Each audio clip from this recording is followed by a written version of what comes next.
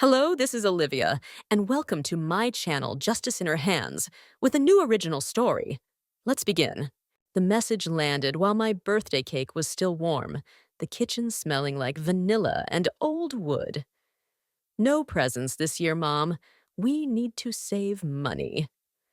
I stared at the bubbles of sugar cooling on the frosting and told myself to be gracious. Fine. We would save money. I pressed my lips together, typed a little heart, and hit send. I even set 2 plates, just in case he swung by after work with that sheepish grin and a gas station bouquet. I waited. The clock ticked like a dripping faucet. By evening, my phone lit my lap in cold blue. Paris. Aubrey in a scarlet dress. Her mother lifting a glass beneath a chandelier the size of a small car. Cole grinning with the Eiffel Tower behind him, like a postcard you send a stranger. The caption said, "Living the dream." My ears rang so hard, I heard nothing else for a breath. The spoon slipped from my fingers and chimed against the tile. Vanilla turned bitter on my tongue. I had mailed him grocery cards in spring, sold my late husband's tool chest to cover a surprise bill he said he could not face, and last month I had given him my online banking login for convenience because he promised to move a small payment for my new water heater. My cheeks burned like I had opened the oven and leaned too close. A soft knock. Bonnie from next door, hair pinned back, blueberry pie steaming in her hands. She took one look at me, then at the screen, and her mouth went thin. "Marlene," she said, using the voice she once saved for tellers who came up short. "This is not a fluke. It is a choice." I wanted to defend him. He is tired. He carries stress. He will make it up to me. The words felt like wet paper in my mouth. Bonnie slid the pie down, pulled out a chair, and guided me to sit. First, breathe. Second, change those passwords. Third, gather proof before he can spin it. I could feel my heart bumping hard, like it had elbows. My hands trembled while the printer hummed out screenshots. The caption, the dates, the charges I had not noticed until she showed me how to sort them. Small ones, patterned like breadcrumbs. I stood at the window and watched the dark thicken over the streetlights. "If I confront him," I whispered, "I lose him." The word lose cracked something inside, because a mother's fear is not just being used, it is being left. Bonnie rested her warm palm over my fist. "Or you lose yourself," she said. The radiator hissed. Outside, the wind lifted the maple and let it drop. I made tea I did not drink. Then I made a list I did not show Bonnie. Not a revenge list, a boundary list. What I would change, what I would secure, what I would ask for, in writing. And one final thing he would meet before he saw my face. When his plane landed and he rolled his suitcase up my walk, it would be waiting. Something he could not talk around, charm around, or call me dramatic for naming. He would touch it, blanch, and understand that the ground had moved. Don't forget to subscribe to the channel and comment where you're watching from. I woke before sunrise to the thin whistle of the kettle and the ache in my hands that always flares when a storm is coming. The house was still. That clean, early quiet where the refrigerator's hum sounds like a far road. I sat with a yellow pad and wrote what I remembered giving, not with guilt, not with anger, but like an inventory after a small fire. Grocery cards in spring. Cash for the car repair that turned out to be a new set of tires for someone else. The time I let him move that small payment for my water heater. I felt the paper grow soft under my palm where my skin was damp. My heart did that heavy, awkward beat again. It is not just money, I thought. It is how money becomes permission. Bonnie knocked once and let herself in like always, set her bag down with the calm of someone who has squared books that did not want to square. Shoes she said, and tossed me mine. We drove to the branch in silence, my breath fogging the glass, her peppermint gum snapping every few minutes like a metronome. Inside, the bank smelled like toner and winter coats. A bowl of hard candies leaned toward us as if to say, "Be sweet, be sweet." The manager, Nora Price, hair in a tight twist, cardigan with tiny gold buttons, gave me a private glass cubicle where the air felt a little thinner. I told the truth in one long stream. My voice shook like a loose doorknob. He had my login. I wanted to help. Nora nodded without pity and typed like she was stitching up a tear. She pulled my recent activity and tilted the monitor to me. See the pattern? Small weekday transfers labeled as credit card payments to a bank I do not use. A foreign transaction fee I had not noticed. Then another. "We are going to secure you," she said. "We will remove external payees, disable peer-to-peer, add two-factor to your landline, and issue a fresh debit with a new number. We will turn on a note that requires in-person verification for any transfer over a modest amount, and we will open a new savings at a different institution for your emergency fund." Her fingers paused. "Would you like to remove your son as a trusted contact?" The word trusted scraped my throat. I nodded. We signed. Bonnie squeezed my knee under the table once. Quick. By noon, my wallet held a card that felt strangely heavy, like a house key after a break-in. We stopped by my place to eat leftover soup, and I could finally taste the time. The printer spat out statements, then screenshots with the dates visible, then a simple one-page ledger I made in large letters so I would not hide from the totals. Bonnie watched, not hovering, just there, the way a solid chair is there. I changed the password while my hands shook, then changed it again to something longer, then set the two-factor and practiced answering the call on the landline until the sound of it made my pulse slow. "Now," Bonnie said, "that waiting thing." I had already decided. I took a clear zipper bag from the kitchen drawer and dropped in his spare key. Outside, the maple had a rim of ice on each leaf, thin as sugar glass. I taped an envelope at eye level inside the front door so he could not miss it. On the envelope, I wrote his name, and below it, 3 words. "Read before entering." Inside, I placed the ledger, the printed Paris photos, a short letter in my careful handwriting. Here is what happened. Here is what stops now. Here is what we will do if you want a relationship with me. The last page was a boundary sheet with boxes to initial and a blank for a signature. Not a threat. A contract for belonging. The bag with his key I taped next to it, labeled revoked. I stood back and felt the strangest thing, a small steadiness in my ribs, like a shelf had been installed there. Guilt surged anyway, a hot flush that made my ears buzz. He is my boy.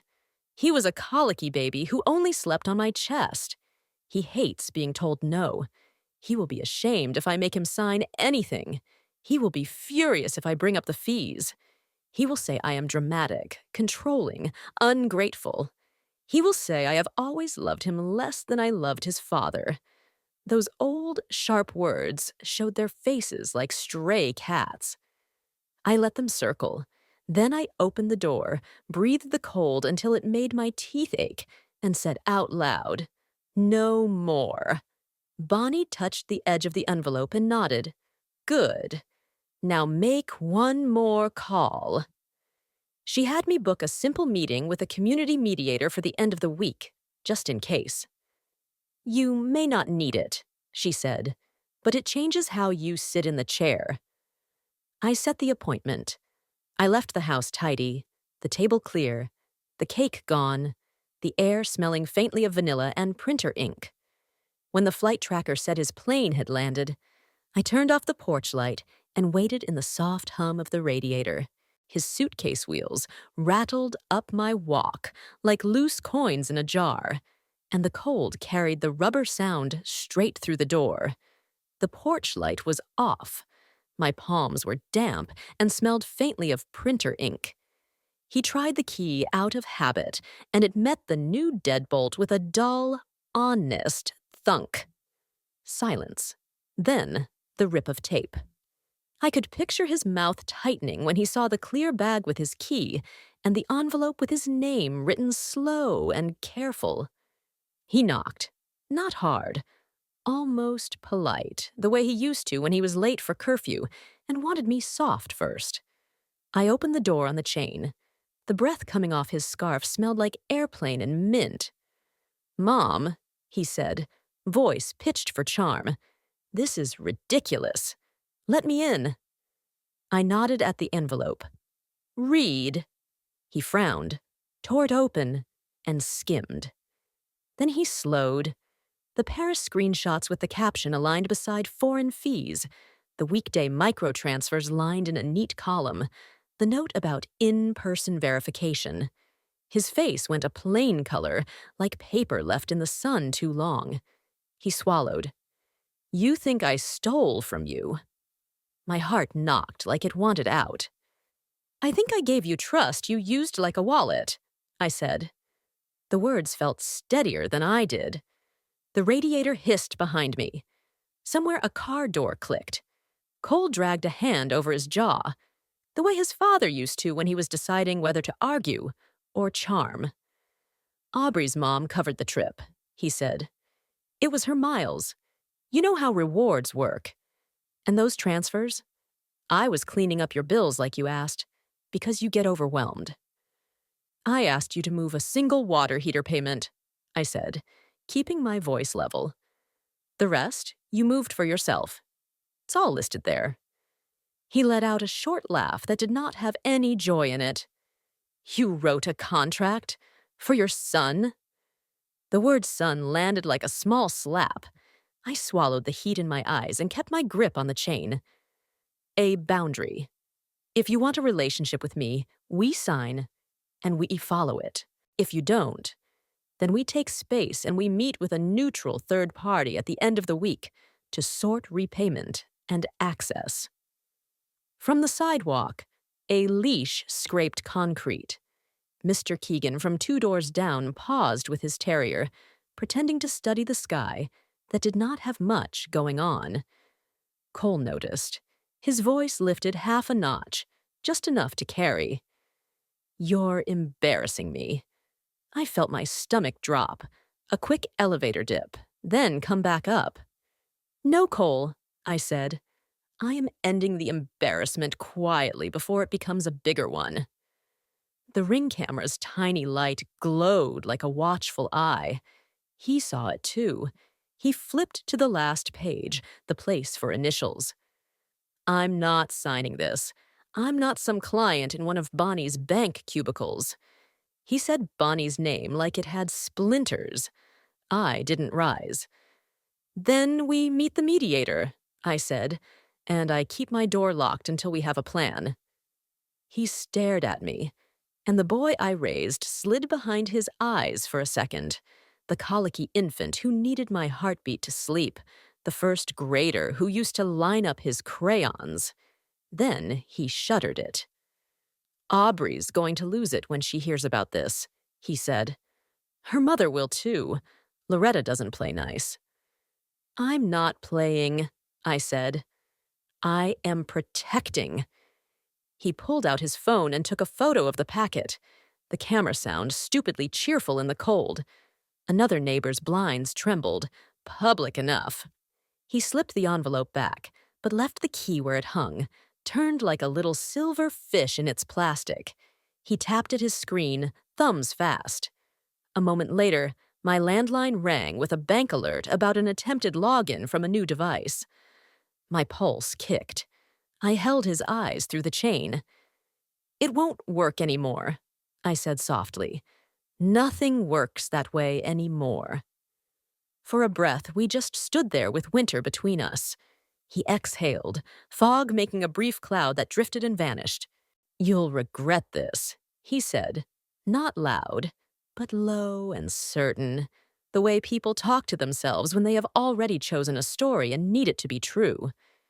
He lifted his suitcase handle, turned, and walked down the steps without looking back. The terrier barked once and went quiet. I closed the door and leaned my forehead against the wood. The grain felt cool and steady. I was shaking, but the shelf in my ribs held. The bank alert still pulsed in my head when dawn scraped a pale line across the kitchen blinds. I called the branch and asked for Nora. Her voice came on, steady as a lamppost. I explained the attempted login. She added a fraud note in slow, careful words so anyone reading could not miss the story. Senior account, unauthorized access by known party, in-person verification required for any material change. She walked me through a second layer of two-factor, tied to my landline, and a backup code printed on heavy paper I could tuck in the recipe box under the card for lemon bars. "I know that box," I said, and she smiled through the line. "Good. That means you'll remember." I changed the garage keypad with Bonnie reading the numbers back to me like we were planting fence posts in concrete. We checked the ring camera storage, freed space, and pointed the little eye a touch lower to catch faces, not just coats. The house clicked around me like a puzzle snapping into its picture. And then the phone started. Aubrey first, honey sour. "We're hurt, Marlene. If you wanted to talk about money, you could have just asked like family. Posting paperwork on your door? People saw." The word people carried a warning, a little bell I was meant to hear. I kept my voice level. "I asked in writing, so there's no confusion. The mediator is scheduled for Friday afternoon. You and Cole are welcome." On cue came Loretta, breezy and bright like a daytime host. "Sweetheart, this is a generational misunderstanding. Young families juggle. Your boy was helping you modernize. Miles paid for Paris, not you." I pictured those photos under that chandelier large as a small car, the caption that said, "Living the dream," and felt my mouth go dry the way it does when the dentist wields the suction and misses. "Friday," I repeated. "Bring any documents you like."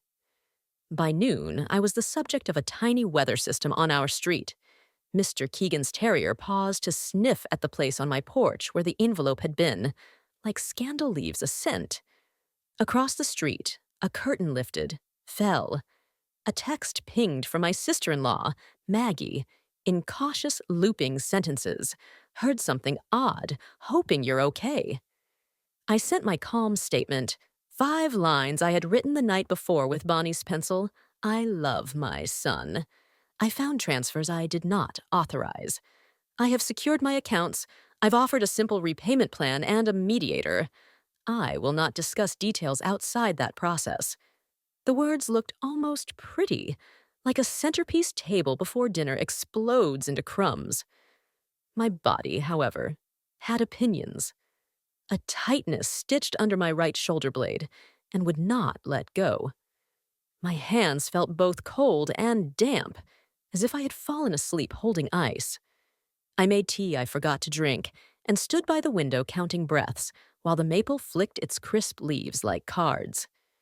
Guilt drifted back, low and persistent, homing in on the same soft spot.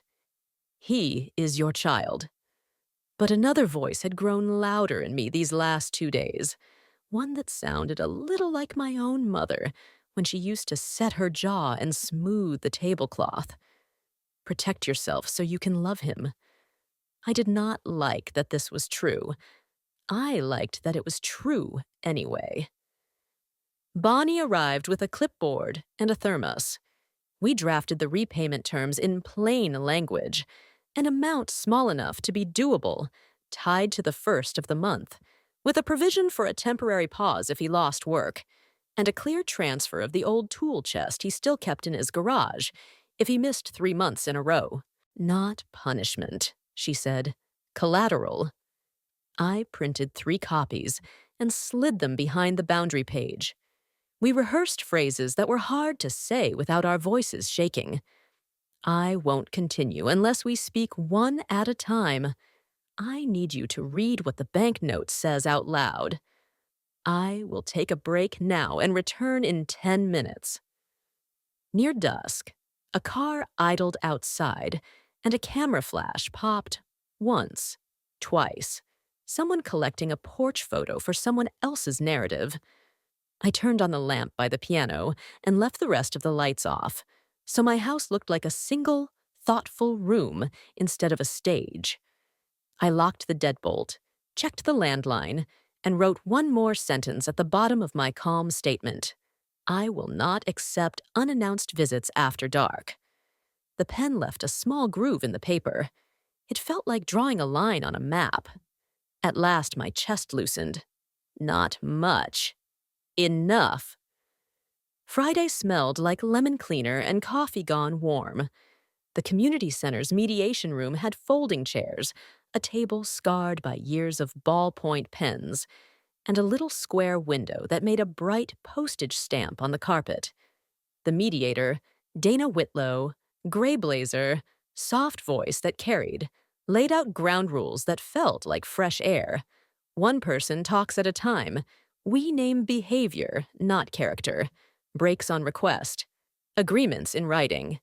Bonnie sat a little behind me, legal pad ready, quiet as a hand on the small of my back. Cole came in first, jaw set, a coat he never zipped hanging open like a dare. Aubrey followed, polished and tight. Then Loretta with that sunshine tone that makes you feel foolish for needing shade. My throat went dry. Dana smiled the same at everyone. State your goals in one sentence, she said, pen poised. I surprised myself by saying mine clean. I want safety around my money and a path back to trust that does not depend on secrecy. Cole exhaled a laugh. My goal is for Mom to stop treating me like a thief. Aubrey added, clarity. Loretta added, healing. It all sounded pretty. My palms still dampened. Dana asked Cole to read the bank fraud note aloud. Senior account, unauthorized access by known party, in-person verification required for any material change. He stared at it, then pushed it toward the middle like a bill at dinner. I'm not performing, he said. Dana nodded and read it herself. Even, steady. When she finished, the radiator clicked and a chair in the hallway squeaked. The world kept turning. Thank you, she said. Marlene, your proposal. I slid the packet over. The ledger, the printed Paris posts bracketed by dates and foreign fees, the repayment plan with the modest monthly amount, the pause clause for hardship, and the collateral trigger, the old tool chest transfer after 3 missed payments. Aubrey went bright blotchy. Collateral? That's extortion. Dana lifted a hand, palm down. It is optional. If you have an alternative that provides accountability, offer it. Cole leaned forward, elbows hard on the table. Alternative. I manage her finances so this never happens again. She can't keep up.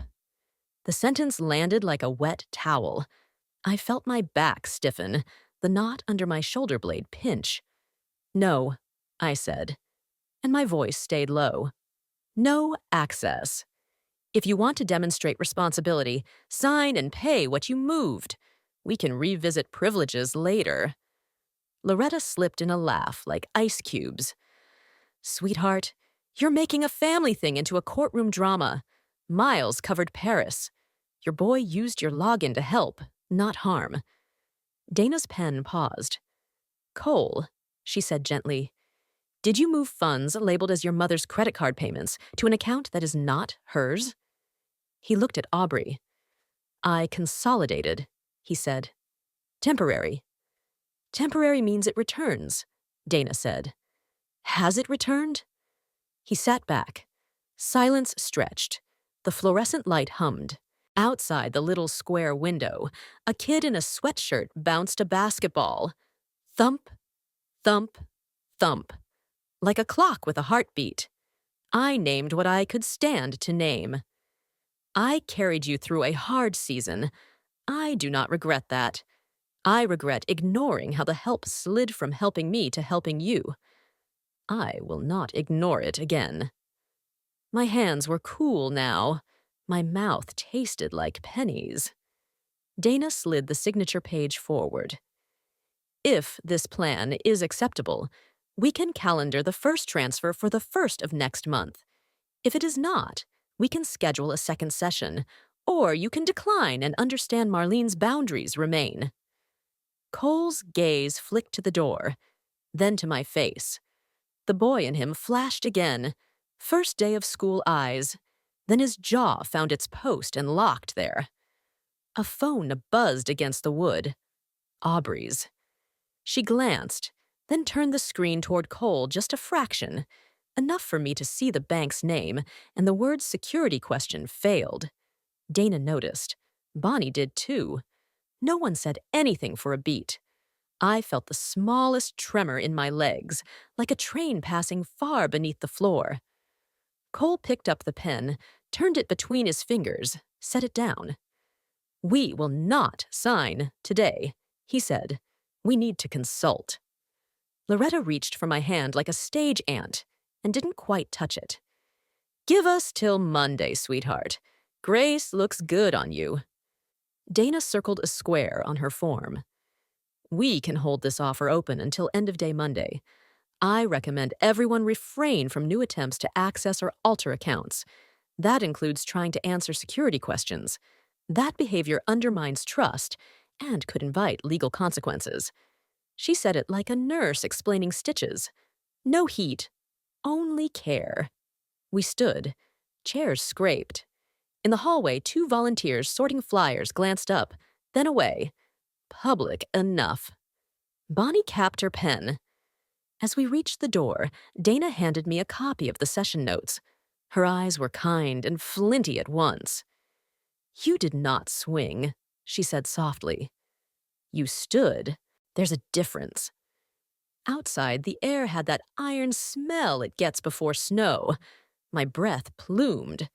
Behind me, Loretta's voice floated to Aubrey, light as a scarf. "She'll fold by Sunday." I let the words pass like a gust and kept walking. Saturday broke thin and metallic, the kind of morning where the cold tastes like a penny. Bonnie slid a bakery bag across my table, cinnamon rolls still warm, icing like soft glass, and set down her clipboard. "Attorney first," she said, and dialed on speaker. The elder law attorney, a brisk woman named Carlene Hart, had a voice like a clean ruler. She didn't ask for my life story. She asked for facts. Did my son have current access? No. Did I want automatic payable on death instructions to my choosing? Yes. Did I have a trustworthy successor to manage a small, revocable trust if I landed in the hospital? I looked at Bonnie, who pretended to study her cuticles, and then lifted her hand like a kid in homeroom. "Me," she said, almost shy.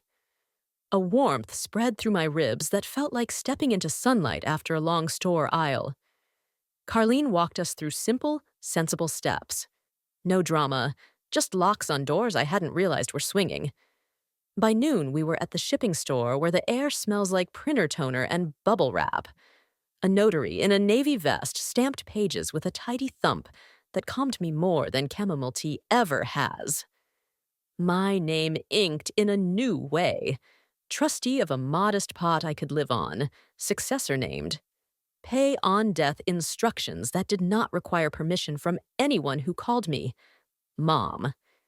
It wasn't about cutting him out. It was about taking my hands off the roller coaster bar. My fingers stopped shaking. My shoulders dropped a fraction. On the drive home, my phone buzzed with a string of messages from Maggie, gentle check-ins, and then, humming underneath, the digital hum of Aubrey's world. A photo of a wine glass held up to a window, captioned, "Some folks make drama when they can't handle modern banking." No names, but it didn't need them. I could feel the little social current shift like wind in dry leaves. Before, I was sweet Marlene who brought lemon bars to choir. Now I was a whisper wrapped in lace. The shift made the skin between my shoulder blades itch. I breathed into it. I put my phone face down.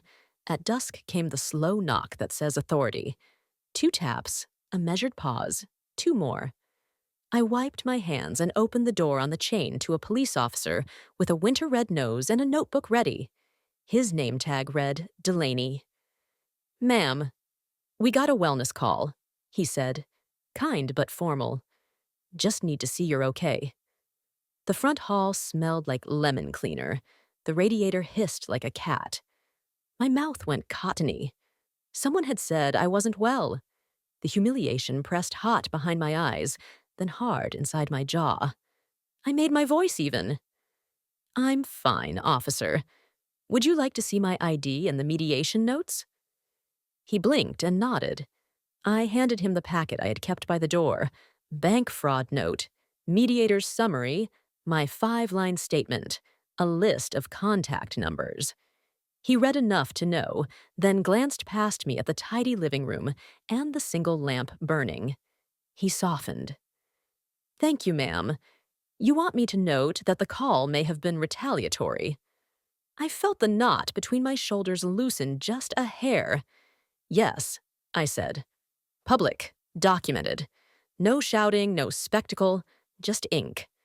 After he left, the house felt different, lighter but also echoey, like a church after a service, programs curled on pews. I made toast I didn't want, and stood over the sink while the maple outside ticked its branches against the glass. The old version of me, the before version, would have called Cole to smooth it all, swallowed the heat, and dressed it as grace. Now I wrote down the time of the knock, and Officer Delaney's badge number in the little spiral notebook Bonnie had labeled log. Not to punish, to remember. Sunday, I took myself to the early service, sat halfway back where the wood smells like wax and old hymnals. The choir hummed something I knew by heart. People looked without staring. 2 friends squeezed my hands with the gentle pressure that says, "We don't need the details. We love you anyway." On the steps afterward, Loretta's voice carried like perfume. "So glad you're up and about, Marlene," she trilled, loud enough to float. I smiled with my teeth together and said, "See you Monday." The word Monday felt like a door with a heavy hinge that would either open or not. My stomach fluttered. My feet stayed planted. That night, as snow began its quiet embroidery on the lawn, a text from Cole lit the room bluish. "We'll come by tomorrow. We have conditions." I felt the old seesaw tilt. Fear, softness, a foolish hope that the boy who lined up his crayons might be the man who comes inside and says, "I am sorry." Then I looked at the packet on my hall table, the notary's tidy stamp, the officer's card, the trust papers tucked where the lemon bars recipe used to be, and I answered, "We will meet at Dana's office at 2. I will not open the door." I set the phone down, and for the first time in a long time, I slept. Monday afternoon, the sky hung low and pewter, the kind of cold that makes your teeth ache when you breathe. Dana's office smelled faintly of copier warm and orange hand soap. I arrived early with Bonnie, who set our packets in a neat fan and balanced her thermos on her knee like a steadying stone. My log notebook sat open, 2 clean lines waiting for whatever came next. When Cole walked in, the air seemed to tilt a degree. Aubrey clipped behind him, Loretta trailing with that sunnily injured look she wears like a cardigan. Dana began the way she always does, voice level, pen ready. "We are here to see whether we can reach an agreement by end of day Monday." Cole leaned forward, elbows on the table, and said, "We have conditions." He pushed a sheet across the wood. I would remove the fraud note, post a correction to dispel gossip, restore his access as my financial advocate, and agreed to send a monthly family support amount until Paris tension died down. Aubrey added, almost sweet, "We can even set up an account where Cole is primary so nothing gets missed." The word primary clicked like a lock I did not own. Dana looked to me. My throat felt papery. My hands went cold and a little buzzy, like they had been asleep and were waking wrong. "No," I said, and heard how small the word was before it steadied. "I will not remove the fraud note or post a script someone else wrote. I will not grant access. My offer remains: the modest monthly repayment, the pause clause, and collateral after 3 missed payments." Loretta exhaled a tiny theater sigh. "Sweetheart, that tool chest is sentimental. It was your husband's."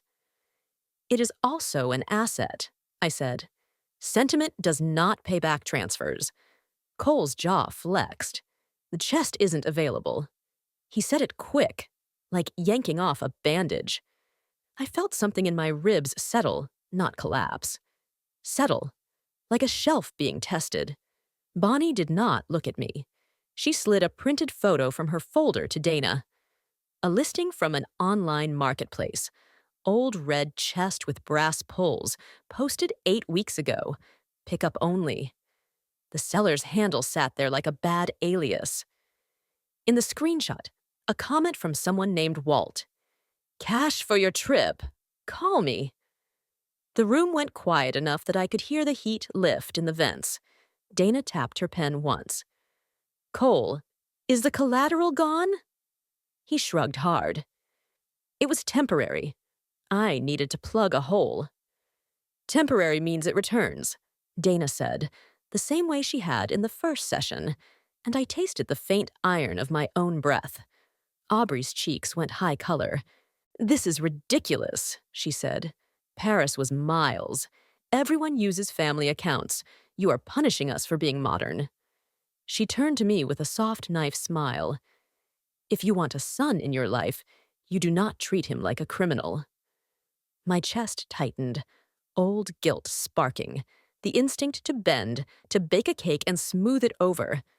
I set my fingertips on the table and felt the slight grit in the varnish. "Ground," I reminded myself. "Stand. Do not swing." "I am treating myself like a person," I said. "I am not asking for an apology post. I am asking for repayment of what left my account and a boundary that protects both of us."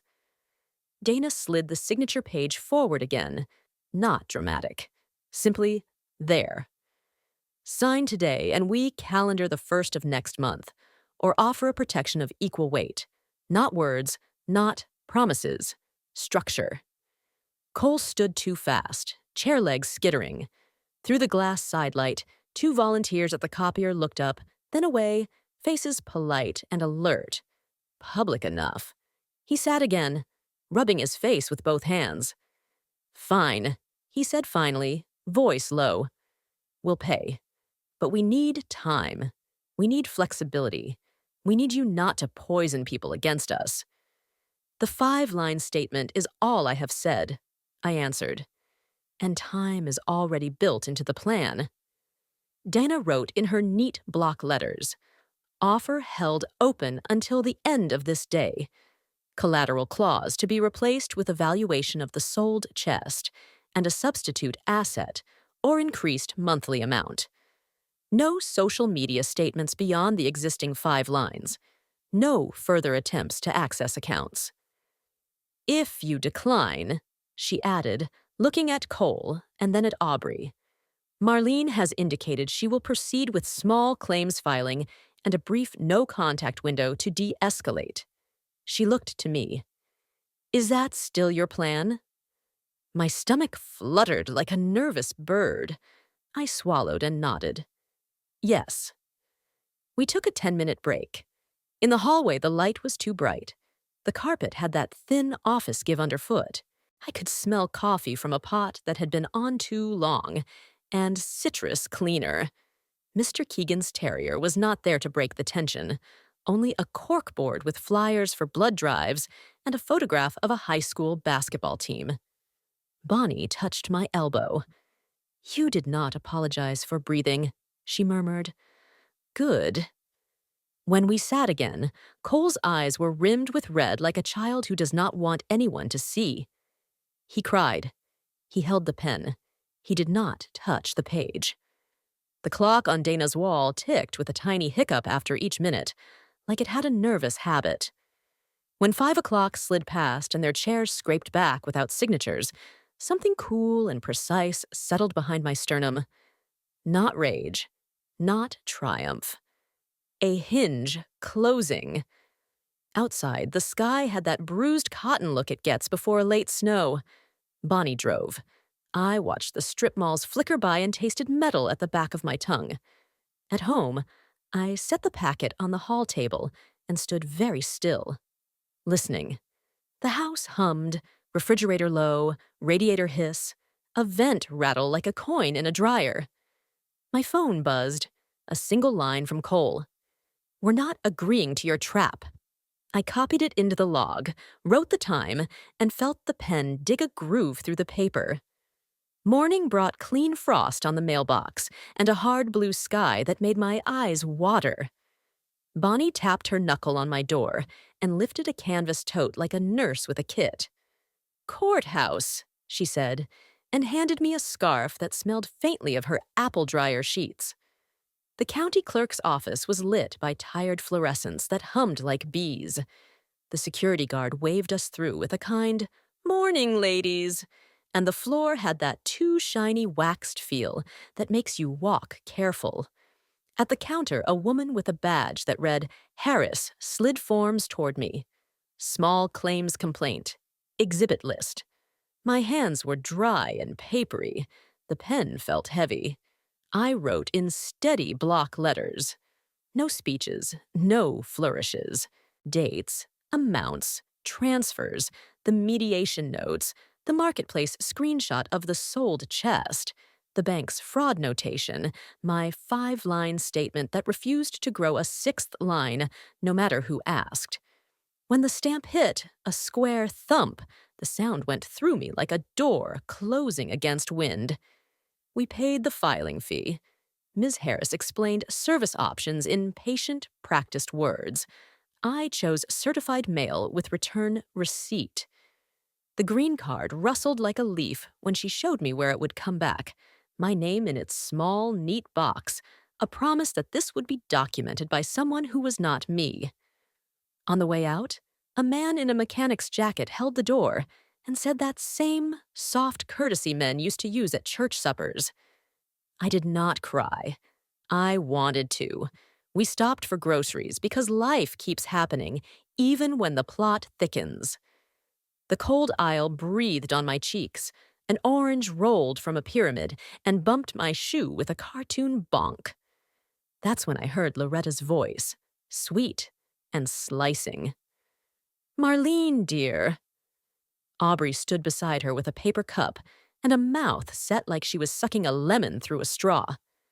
"We hear you're suing family," Loretta trilled, bright enough to draw a half-circle of glances. My chest pricked hot, sweat starting under my coat despite the chill from the freezers.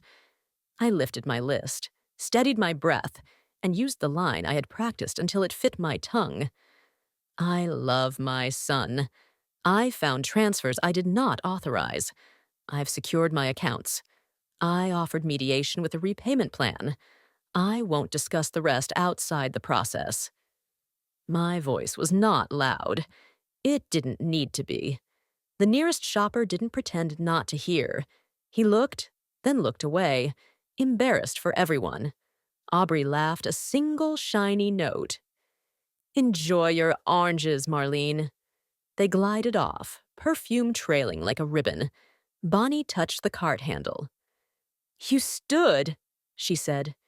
"You didn't swing." The metal shivered under my palms and then settled. At home, a voicemail waited. Cole, low and raw.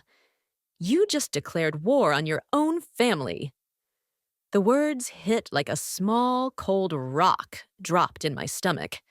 I set the phone down and wrote the time and the phrase in the log. then turned to the page I had labeled No Contact Window and wrote the dates cleanly for 2 weeks. The house felt larger, like someone had opened a door to air out smoke. I brewed tea, forgot it, reheated it, and sat by the window. Snow began in careful pins, ticking softly against the glass before it turned to lace. I thought of the chest, the dents from my husband's knuckles, the drawer that always stuck a little, and grief rose, sudden and salt. I let it. Then I folded the grief like a dish towel and put it on the counter. Standing up for yourself sometimes looks like paperwork. Dana emailed to confirm the mediation file was closed without agreement and noted in tidy sentences that any further access attempts would be documented for potential legal review. I printed it, slid it behind the green card stub, and checked the porch camera storage once more. The small red light blinked steadily. The house breathed. I breathed back. The mail carrier's boots crunched over the frost and left little white commas on my steps. He handed me the green return card with Cole's signature angled like he was trying to outrun it, and a clerk's letter that smelled faintly of ink and envelope glue. Hearing date assigned. The words looked neat and cold on the page. A hinge in my chest settled. I slid both into the file and had just set water for tea when the phone rang with Nora's calm voice. "Marlene," she said, "your son is here with 2 companions. He is requesting to be added as your financial advocate and to restore online access. I will not proceed without hearing you say yes." My jaw went tight enough to hum. "No, Nora," I said, and the word came out clear as glass. "No authorization. Please note the request and refuse." She breathed once, professional and warm. "Consider it done. If you'd like to be present, we can wait 10 minutes. Bonnie was in my doorway before I hung up, car keys already in her palm, like the house had whispered to her through the wall. The branch was bright with winter sun ricocheting off the parking lot. Inside, the air held the familiar mix of toner and wool coats. Cole stood at the counter with Aubrey and Loretta flanking him, like glossy bookends. A trifold brochure about trusted contacts lay open, a pen poised. He turned when the door chime dinged. For a heartbeat, I saw the kindergarten softness in his face. Then it hardened into a mask I knew too well. "Mom," he said, voice pitched for the room, "we're trying to fix your mess." Nora stepped out from behind the glass and addressed me first. "Do you authorize any change to access or advocates?" Her tone was neutral enough to cool the room. "I do not," I answered. "Please add that I am represented by an elder law attorney and that a hearing date is set." Pens paused in the line. Loretta's smile sweetened like tea with too much sugar.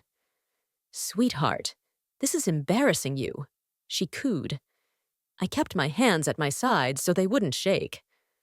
"I love my son. I found transfers I did not authorize. I've secured my accounts. I offered mediation with a repayment plan. I won't discuss the rest outside the process." The words made a small, firm landing in the space between us. A teller near the change machine glanced down, then back up, with eyes that said, "Me, too, in another life." Cole slid a form across the counter, something downloaded and badly filled, the words "durable power" appearing where my signature did not. Nora tapped the blank signature line with one red nail.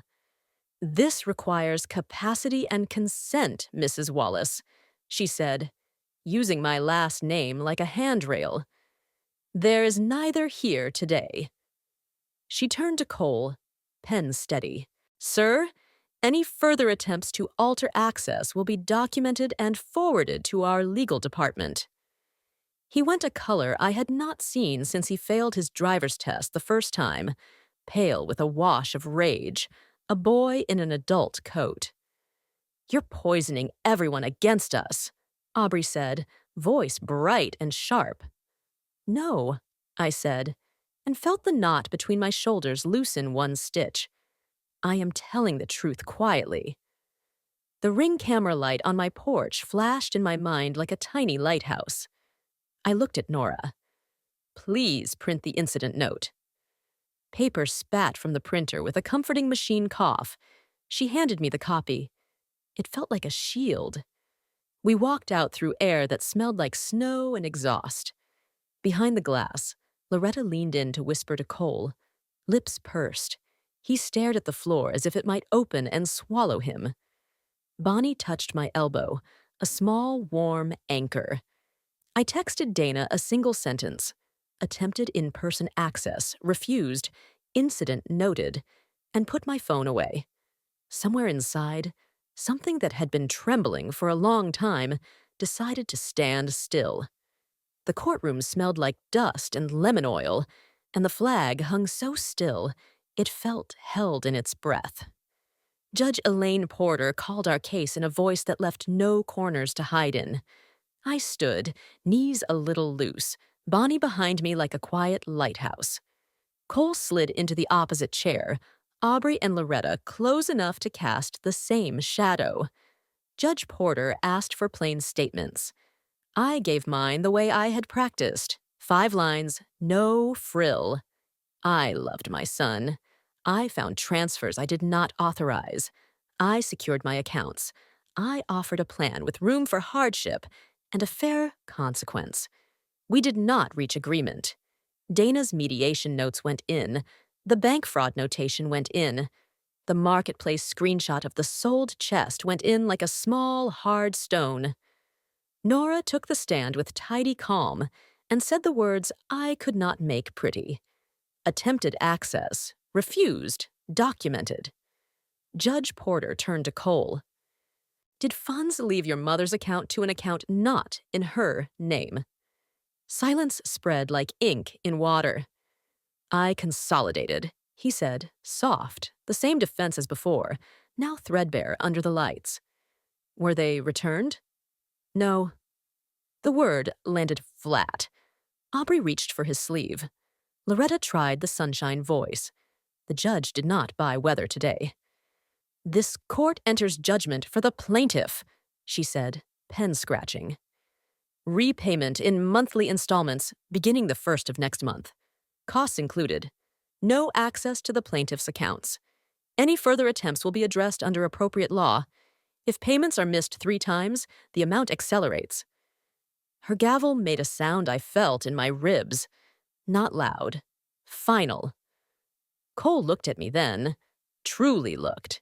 Color drained, as if all the miles and captions and cleverness had finally run out. For a heartbeat, I saw the boy who used to line up his crayons, desperate for the right order. I kept my voice warm and firm.